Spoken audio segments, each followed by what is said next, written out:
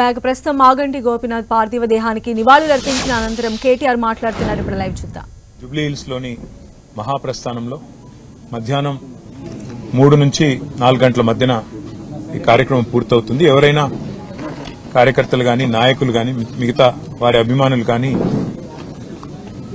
చివరిసారి వారికి నివాళులు అర్పించాలి అంటే వారు ఇక్కడ వారి కుటుంబ సభ్యుల్ని కలవడానికి అదేవిధంగా వారికి నివాళులు అర్పించడానికి ఇక్కడ వారి స్వగృహం దగ్గర ఏర్పాటు చేయడం జరుగుతూ ఉంది. తర్వాత ఇక్కడ నుంచి ఊరేగింపుగా బయలుదేరి స్ట్రైట్ గా మహాప్రస్థానానికి వెళ్లి 4 గంటల లోపల రావుకాలం రాకముందే కార్యక్రమాలు చేయాలని వారి కుటుంబ సభ్యులు ఏదైతే నిర్ణయం తీసుకున్నారో దానికి అనుగుణంగా ముందుకు పోతాం. మా పార్టీ నాయకులు కార్యకర్తలు అందరూ కూడా సహకరించాలని, మీడియా కూడా సహకరించాలని దయచేసి సహకరించాలని చెప్పి కోరుతూ మరి రాష్ట్ర ప్రభుత్వం కూడా ఏర్పాట్లు చేస్తున్నామని చెప్పి ఇప్పుడే చెప్పింది. వారికి కూడా ధన్యవాదాలు.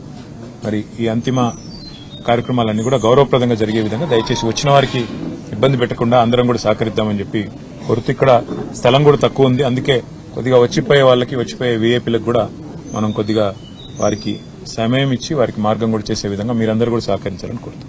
జోహార్ మాగంటి గోపీనాథ్ గారు, జోహార్ మాగంటి గోపీనాథ్ గారు, మాగంటి గోపీనాథ్ గారు.